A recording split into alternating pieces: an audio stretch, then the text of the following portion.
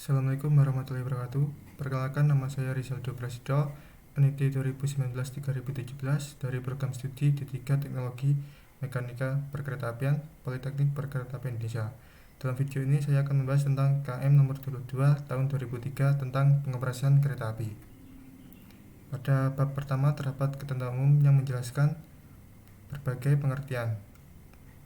Terdapat pengertian kereta api, stasiun, pengertian pos adalah tempat di jalur kereta api yang dilengkapi dengan fasilitas operasi yang diperlukan untuk kepentingan operasi kereta api. Peralatan telekomunikasi adalah seperangkat fasilitas yang digunakan untuk penyampaian informasi dan atau komunikasi guna membantu keamanan, keselamatan, dan kelancaran operasi kereta api. Peralatan persinyalan adalah seperangkat fasilitas yang berfungsi untuk memberikan isyarat berupa bentuk, warna, atau cahaya yang ditempatkan pada satu tempat tertentu dan memberikan isyarat dengan arti tertentu untuk mengatur dan mengontrol pengoperasian kereta api. Lintas adalah bagian dari jalur kereta api terdiri dari rangkaian beberapa petak jalan. Kemudian terdapat emplacement adalah kumpulan jalan rel di area stasiun dengan batas-batas tertentu dan dilengkapi dengan alat pengereman.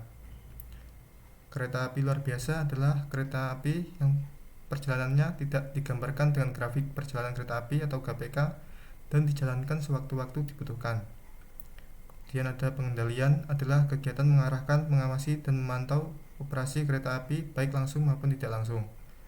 Pada bab 2 terdapat tata cara berlalu lintas kereta api. Dalam pengoperasian kereta api digunakan prinsip berlalu lintas satu arah baik pada jalur tunggal maupun jalur ganda dengan ketentuan A. Pada satu petak jalan bebas tanpa pos dan petak blok hanya diizinkan dilewati oleh satu kereta api. B. Menggunakan prinsip berjalan di jalur kanan untuk jalur ganda.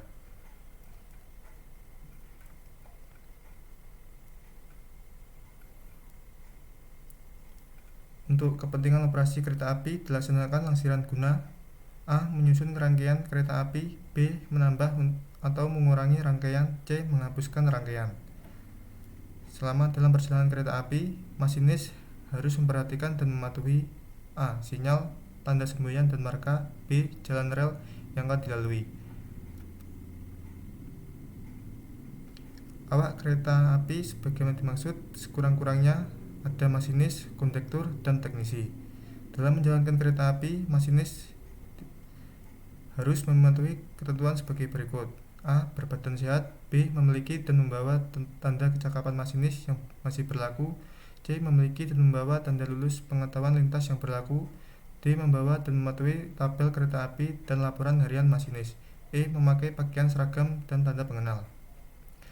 Dalam melaksanakan tugasnya, kereta api kondektur harus memenuhi ketentuan sebagai berikut. A. Berbadan sehat. B. Memiliki dan membawa tanda kecakapan kondektur yang masih berlaku. C. Memiliki dan membawa tanda lulus pengetahuan pertolongan pertama pada kecelakaan. D. Membawa dan mengisi laporan perjalanan kereta api atau LAPK. E. Memakai pakaian seragam dan tanda pengenal. Dalam melaksanakan tugasnya, kereta api teknisi harus memenuhi ketentuan sebagai berikut. A. Berbadan sehat. B. Membawa dan memiliki tanda kecakapan teknisi sesuai bidangnya. C. Memakai pakaian seragam dan tanda pengenal. Pada bab 3 terdapat kecepatan dan frekuensi kereta api. Penentuan batas kecepatan operasi kereta api didasarkan A. Kelas jalur kereta api. B. Kemampuan sarana kereta api. Dalam kemampuan jenis sinyal ditentukan oleh jenis sinyal yang terpasang yang digolongkan dalam A. Sinyal mekanik. B. Sinyal mekanik dengan blok elektromekanik. Dan C. Sinyal listrik. Pada bab 4 terdapat perjalanan kereta api. Pengaturan perjalanan kereta api meliputi kegiatan A. Penyusunan garis besar perjalanan kereta api. B. Pembuatan rencana perjalanan kereta api. C. Pembuatan grafik perjalanan kereta api atau GPK. D. Perubahan, penambahan, dan atau pengurangan perjalanan kereta api pada GPK. E. Penentuan kereta api yang jalan. F. Pembatalan dan pengumuman perjalanan kereta api.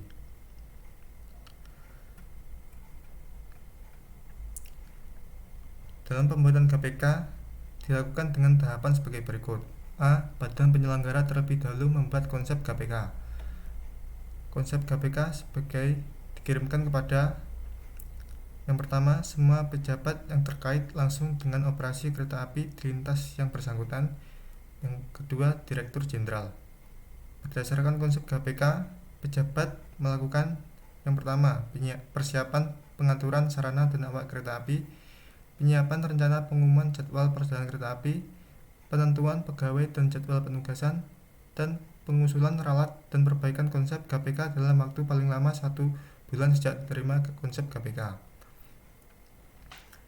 Berdasarkan konsep KPK, pejabat melakukan evaluasi terhadap konsep KPK meliputi yang pertama, komposisi pelayanan angkutan penumpang kelas ekonomi dan non-ekonomi. Kedua, waktu tempuh perjalanan kereta api. Dan ketiga, terpenuhinya pelayanan angkutan kereta api pada jaringan lintas yang secara makroekonomi lebih efisien dilayani dengan kereta api. Keempat, perencanaan komposisi pembagian angkutan dengan moda darat lainnya. Dan kelima, keterpaduan intra dan antar moda transportasi. Berdasarkan evaluasi, Direktur Jenderal menetapkan KPK paling lambat 1 bulan sejak diterima secara lengkap dan dari badan penyelenggara. Apabila dalam waktu 1 bulan Direktur Jenderal belum menetapkan KPK, maka digunakan KPK yang diusulkan oleh badan penyelenggara. Badan penyelenggara mencetak KPK yang telah ditetapkan oleh Direktur Jenderal. Badan penyelenggara paling lambat 1 bulan sebelum tanggal berlakunya KPK mengirimkan KPK kepada semua pejabat yang berkaitan dengan operasi kereta api di lintas yang bersangkutan. Dan yang kedua, Direktur Jenderal. Badan penyelenggara mengumumkan KPK dalam dan tanggal mulai berlakunya. Pada setiap kereta api yang akan dioperasikan harus memiliki nomor kereta api, jam berangkat datang, dan jam langsung di stasiun pos dan persilangan dan tempat persilangan penyusulan.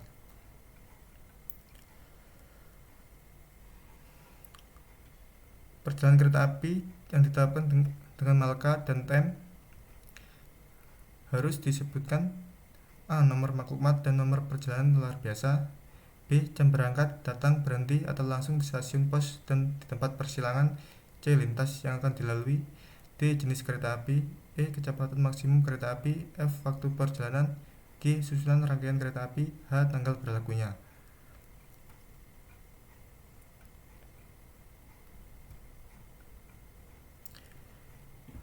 Penyiapan perjalanan kereta api meliputi A. Penyiapan sarana dan rangkaiannya. B. Penyiapan awak kereta api. C. Penyediaan waktu kereta api di stasiun awal.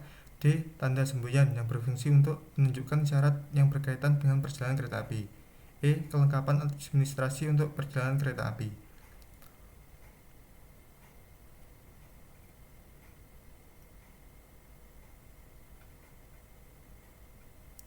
Tanda semboyan kereta api harus dipasang pada kereta api meliputi tanda semboyan ujung depan, tanda semboyan akhir kereta api, tanda semboyan lain sesuai kebutuhan.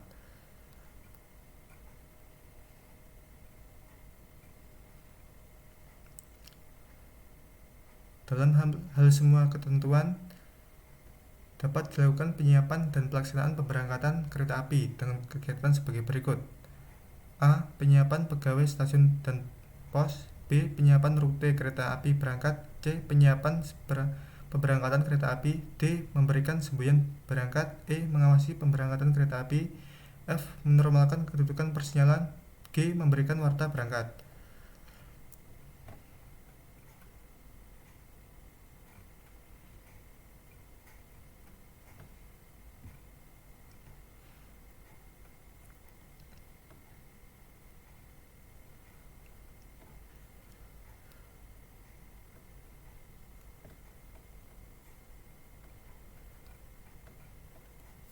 Pada bab 5 terdapat pengendalian perjalanan. Pengendalian perjalanan kereta api dilaksanakan secara langsung dan tidak langsung. Pengendalian perjalanan kereta api langsung antara 2 stasiun atau lebih dilaksanakan dengan cara A. Setempat dilaksanakan oleh PPKA di setiap stasiun. Daerah dilaksanakan oleh PPKD untuk pengendalian 2 stasiun atau lebih. Terpusat yang dilaksanakan oleh PPKT di wilayah pengendalinya.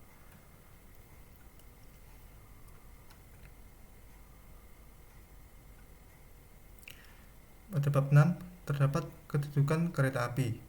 Stasiun kereta api berfungsi untuk keperluan naik dan turun penumpang dan atau bongkar muat barang. B. Keperluan operasi kereta api.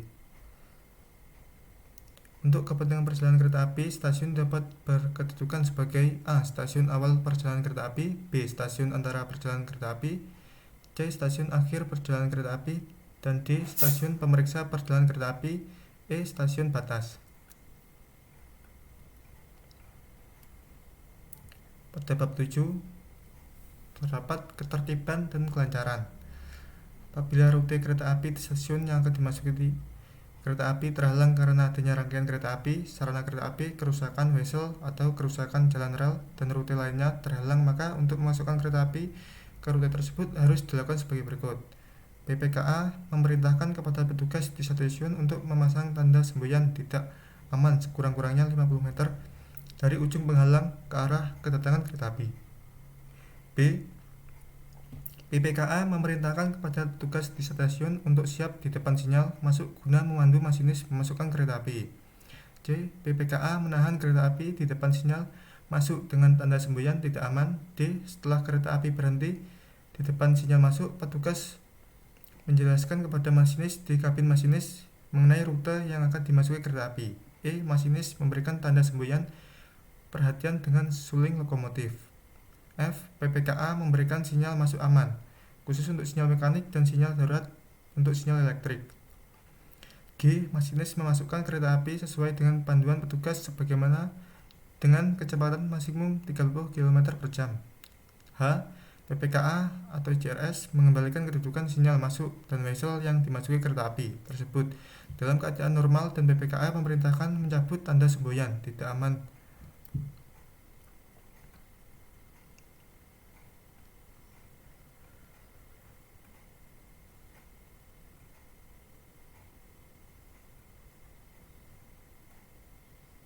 Rintang jalan pada lintas disebabkan oleh A. Peristiwa alam, B. Kecelakaan, C. Adanya gangguan prasarana kereta api, dan D.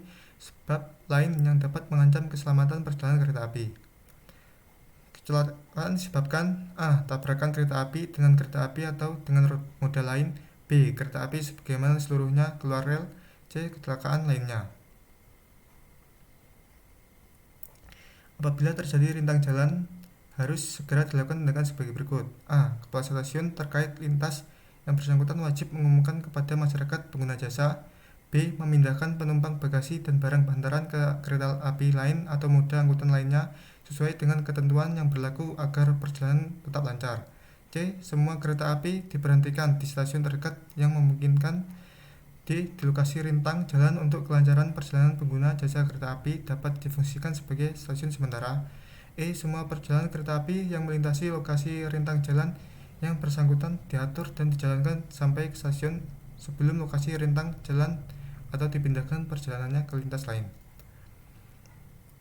Setiap perjalanan kereta api, konduktor pemimpin kereta api yang bersangkutan harus membawa dan mengisi laporan perjalanan kereta api atau LAPK yang berisi A. Susunan rangkaian, B. Penyusulan dan persilangan, C. Nama stasiun, D. Nomor kereta api, E. Jam berangkat, berhenti, dan tiba di tujuan, F. Kejadian-kejadian selama perjalanan kereta api, dan G. Nama awak kereta api. Laporan perjalanan kereta api harus diperiksa oleh BPKA di setiap stasiun yang ditetapkan.